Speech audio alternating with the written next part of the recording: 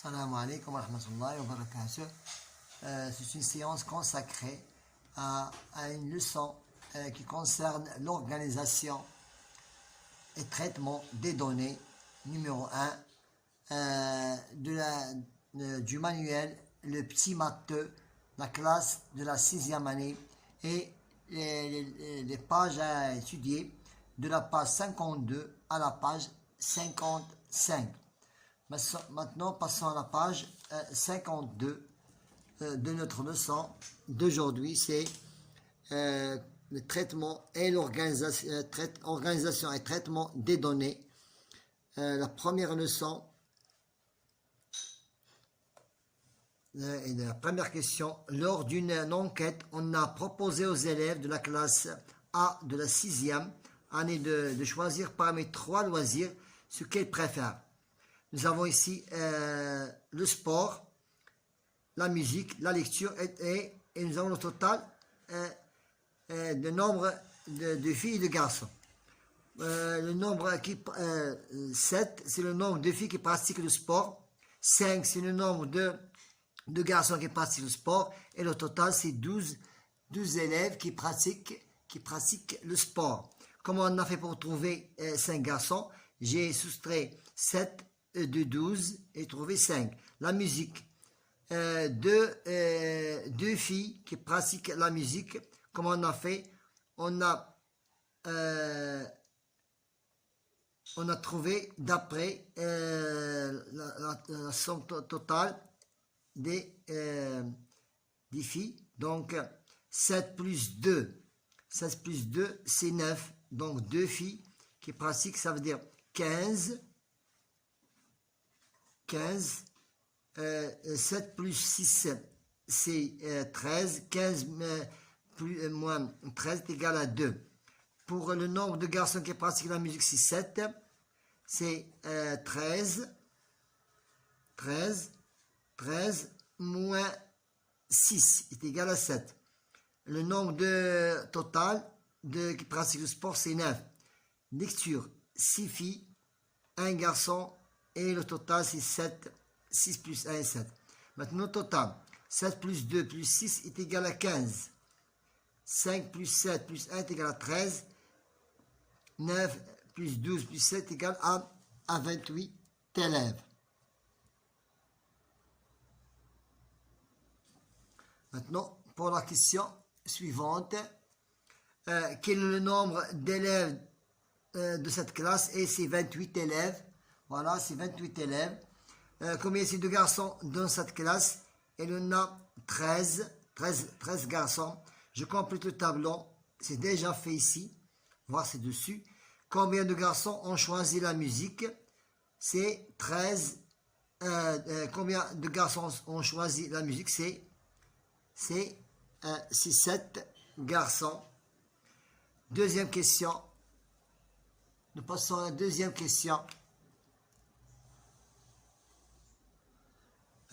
Riyad et Zineb ont enquêté auprès de leurs camarades pour connaître leur taille.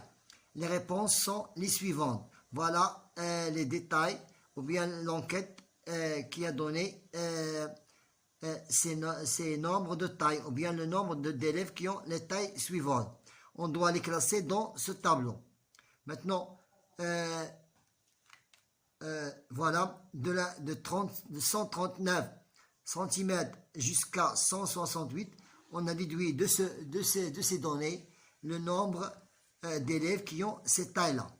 Donc, vous voyez ici, j'ai complété le tableau d'après les données que nous avons ici.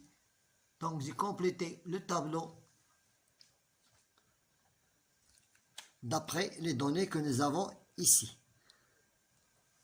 Maintenant, Zineb a préféré les résultats dans le tableau suivant. C'est pour Riyad et pour Zineb, et nous avons utilisé notre méthode, c'est l'encadrement. Ça veut dire le nombre de 130 à 140, de 130 jusqu'à 140, nous avons un élève. De 140 à 150, de 140 à 150, on a trouvé 5 élèves. De 150 à 160, de 150 à 160, on a trouvé 10 élèves. Et de 160 jusqu'à 170, on a trouvé 9 élèves. Voilà, c'est une méthode de l'encadrement. Maintenant, passons à la page suivante. À la page suivante. Quel avantage possède la présentation de Zineb? Zineb a préféré encadrer les détails. Ou bien les tailles. A préféré encadrer les tailles. Par contre, Riyad, il a détaillé ces données. Je reproduis et je complète le graphique suivant appelé histogramme. Ça, c'est une graphique qui s'appelle histogramme en barre en utilisant le tableau précédent. Donc, pour de 130 à 140, on a seulement 1. Donc, d'après les données que nous avons ici, voilà, nous avons de 130 à 140, nous avons un élève. Donc, voilà, un élève. Et de 140 à 150, on a 5 élèves. Et de 150 à 160, on a 10 élèves. Et de 160 à 170, nous avons 9 élèves. Nous avons 9 élèves. Voilà, on a représenté le nombre d'élèves par ce graphique qui s'appelle un histogramme en bas. Maintenant, pour la question suivante, le résultat d'un sondage sur 1240 personnes sont les suivantes. 486 pour et 434 contre et 310 sans opinion. Maintenant, le nombre pour c'est 496. Le nombre contre c'est 434 et le nombre sans opinion c'est 310. Comment faire pour trouver le pourcentage de chaque groupe? Je n'ai qu'à multiplier le nombre par 100 et je le divise par le sondage, le nombre total. J'ai trouvé 40%. Pour le nombre qui sont contre, j'ai multiplié 434 par 434. C'est 434 fois 100 divisé par. C'est 434 divisé par 100. 434 multiplié par 100 divisé par le nombre total, c'est 1240 et nous a donné 35%. Voilà, c'est 35%. Et pour les sans opinion, le nombre 310 multiplié par 100 divisé par 1240 m'a donné 25%. Et ici, ils ont une faute de frappe. Ils ont mis 1042, sinon c'est 1240. C'est 1240. Voilà, c'est la méthode de la proportionnalité pour trouver le pourcentage de chaque nombre d'élèves. Maintenant, pour la question suivante, sont pour, c'est 40. Je multiplie 40 par 3,6, m'a donné 144 degrés. C'est le diagramme circulaire. On appelle le diagramme circulaire. Et j'ai multiplié 35 fois par le coefficient. On l'appelle le coefficient. on l'appelle le coefficient. J'ai multiplié 35 par le coefficient, m'a donné 126 degrés. J'ai multiplié 25 par 3,5, m'a donné 80 degrés. Et on a fait la somme de ces trois données, nous a donné 360. Ça veut dire le degré d'un disque. Passons maintenant à la page 54. Passons à la page 54. Nous avons ici une enquête sur le déplacement. Le diagramme en bâton ci-dessus représente la répartition de 500 élèves selon la façon dont ils se rendent à l'école. Nous avons 4 groupes qui se font accompagner en voiture, prennent le bus, viennent à pied, ou bien viennent en 2 roues, vélo, ou bien motocyclette. Maintenant, prenons qui sont en voiture. En voiture, c'est 180. Et comment faire pour trouver le pourcentage? Tu n'as qu'à multiplier 180 par 100 divisé par le nombre de 500 m'a donné 36 degrés. Donc, je vous donne un exemple. C'est 100 fois 180 divisé par 500 m'a donné 36 degrés. Voilà le modèle. On n'a qu'à suivre les mêmes étapes. C'est 105 multiplié par 100 divisé par 500 m'a donné 21. 75 multiplié par 100 divisé par 500 m'a donné 15%. 240 fois 100 divisé par 500 m'a donné 48. Donc voilà 100%. Et le nombre total des élèves est 500. Voilà, c'est juste. Voilà la représentation graphique est juste aussi. Maintenant, passons à la question numéro 5. Question numéro 5.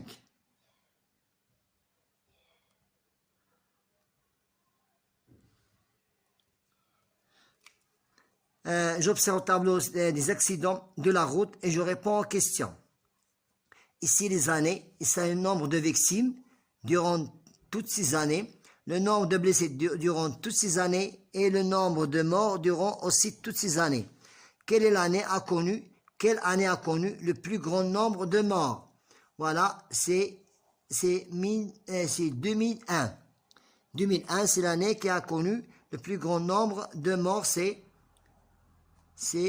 1136 morts. Maintenant, nous allons passer à la question numéro 2. Comment évolue le nombre de victimes dans d'une année à l'autre? Le nombre de victimes est en ascendance, ça veut dire le nombre monte. Regardez, 2006 à 1009, aussi 2119 à 1117 et 1136. Il y a une évolution. Maintenant, de combien a augmenté le nombre de blessés de l'année 1998 à 2000? Voilà, le nombre de blessés de 1998 à 2008, tu n'as qu'à faire la soustraction. Ça veut dire le nombre de blessés. Je n'ai qu'à soustraire 49 000 et 49 000 de 30. Voilà, de 2000, de 1898. Donc ce n'est pas trop. Les blessés, les blessés, c'est 46 des blessés. Le nombre de blessés de 2000. Non, c'est 2000 ici. Voilà, c'est 46 288 de 39 000. Voilà, de 39 462 m'a donné combien? C'est 6836 blessés entre l'année 1998 et 2000. Le nombre de blessés a augmenté de 6836. Maintenant, passons à l'exercice suivant. J'observe le graphique et je réponds aux questions. Quel est le nombre d'enfants ayant 7 ans? C'est 84. C'est 84. Quel est le nombre d'enfants dont l'âge dépasse 9 ans et demi? C'est 248. On a fait la somme de 78 jusqu'ici. Voilà. On a fait la somme de tous ces âges-là. On a trouvé 248 enfants. Quel est le nombre total des enfants de l'école entièrement? Ça veut dire que j'ai fait la somme de tous ces âges et j'ai trouvé le nombre d'enfants. Le nombre d'enfants, c'est 552 enfants. C'est 502 enfants. Passons maintenant à la question numéro. J'observe le graphique ci-contre représentant la croissance de la population mondiale depuis 1850. En quelle année la population mondiale a-t-elle atteint 2 milliards d'habitants? 2 milliards ici, c'est en 1930. Le mondial a atteint atteinte c'est en 1930, voilà, en 1930. Quel était le nombre de la population mondiale en 2000? 6 milliards. En 2000, c'est 6 milliards d'habitants. Quel était à peu près le nombre de la population mondiale en 1900? En 1900, c'est à peu près 2000, ça veut dire 2 milliards, à peu près 2 milliards, mais tout juste, c'est 1 milliard 800 millions d'habitants. On peut continuer ainsi. La dernière question, si on veut, le diagramme en barre ci-dessous qui représente la répartition de tous les élèves d'un lycée est faux. Pourquoi faux? Parce que la barre qui a une longue, cette barre qui a une élévation plus élevée a donné seulement 40. Non, c'est 50%. Et la barre c'est 20% et la moyenne c'est 30. 30 plus 20 c'est 50. 50 plus 50 c'est 100. Voilà. Et pour la dernière question, l'alimentation représente, le diagramme ci-dessous représente la répartition en dépenses d'une famille. La famille dépense en alimentation 6% de sa dépense et 10% de l'habillement, 10% aussi de logement et les frais divers, c'est 20%. Voilà, on a terminé cette séance qui a été assez intéressante, qui a pour titre organisation et traitement des données. Bon courage et bonne chance.